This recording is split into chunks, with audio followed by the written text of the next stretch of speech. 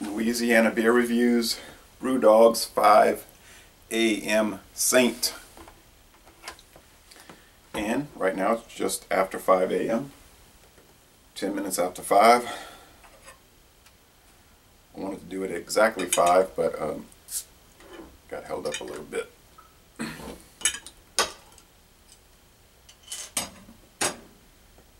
Anyway, let's see how the beer is. I mean, this company does have a lot of what you call insipid promotion or marketing on their website for their beer, so they're kind of like Stone Brewing with all of that, except probably there was sediment at the bottom. I should have shaken it. That's okay. But this company is probably worse. But it's a beer review. It's not a website presentation review.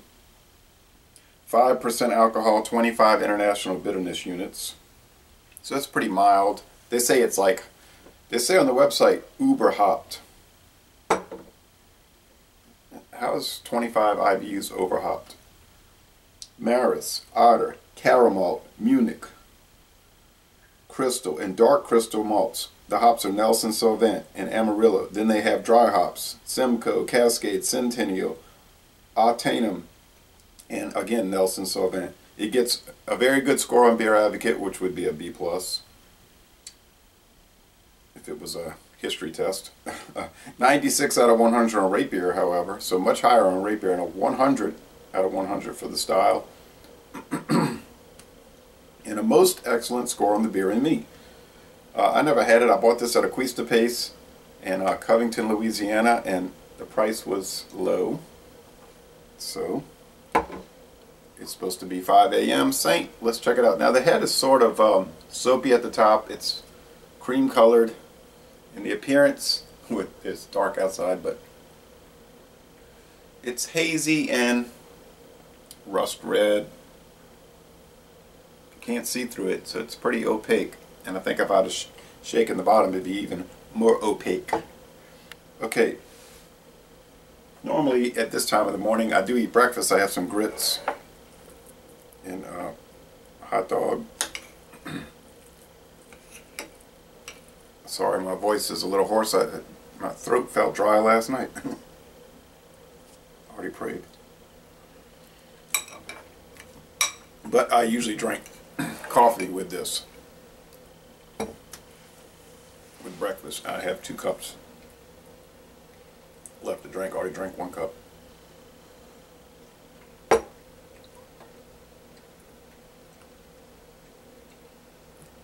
It smells typical for your red ales.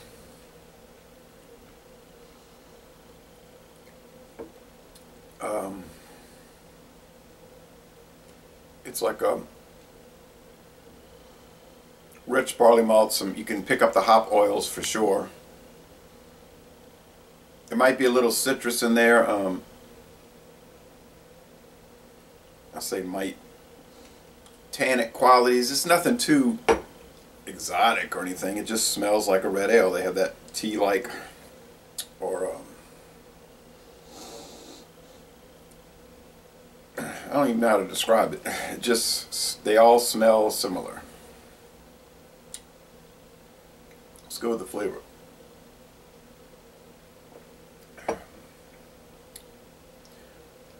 Oh man, I pick up that tannic quality right off the bat. You get your bread crust, you're sweet. I was hoping this would help me with my hoarse voice.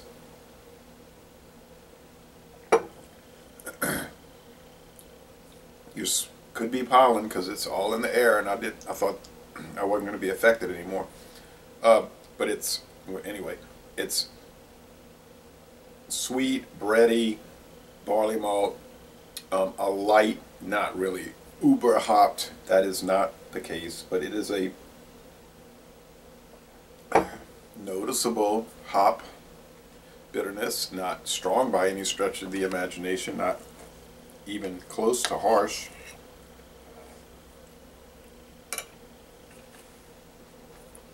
Then you get that tea, that tannic quality. Like tea. Now that's what a lot of people don't like about the red lagers and the red ales. They have that component. And I used to not like that too much.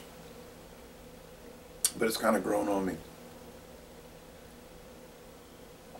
And it seems like maybe red beers are making a comeback. The mouthfeel in this is light and sort of watery, and the finish is semi-dry. It's easygoing and it's refreshing, and I think it's going to help my voice. So will the 2 cups of coffee, maybe some water. Goes well with the grits and the hot dog.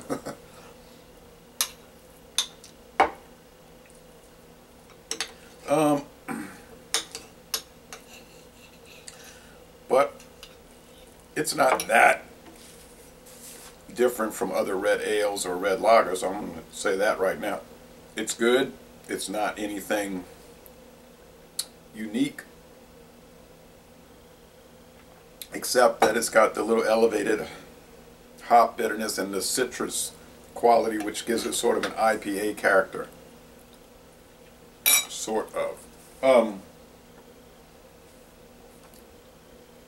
So it's maybe a little non-traditional in that sense, but not that much. If you're working the night shift and you're getting off at 4 a.m., you get home at 5,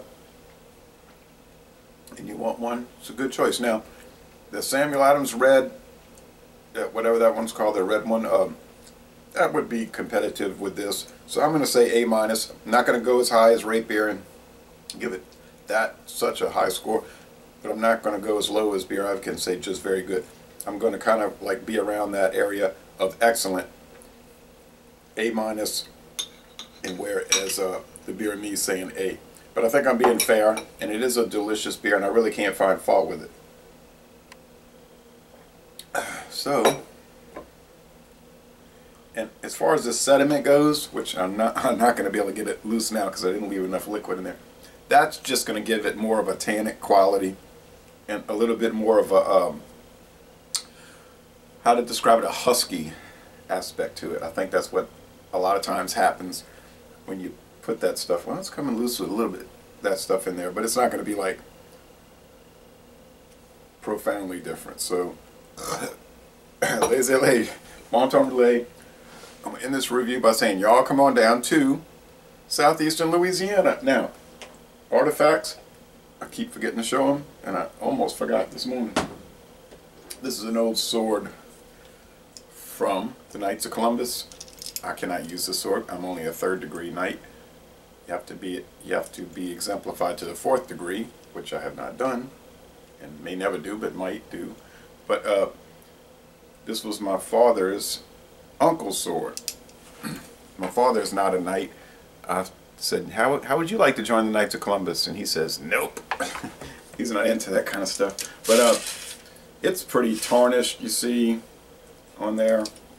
I wouldn't know how to get it straight, but it has all kinds of drawings and writings all down the sword. It's even got the person's name, Joe Lasant. That was his last name, Joe Lasant. So it's ivory there. So beautiful sword, although just not in the greatest shape. Might have been in a shed for years. It wasn't in great shape when I got it. My daddy got a hold of it after the man died. So it's probably from the 1930s or 40s. More like the 40s probably.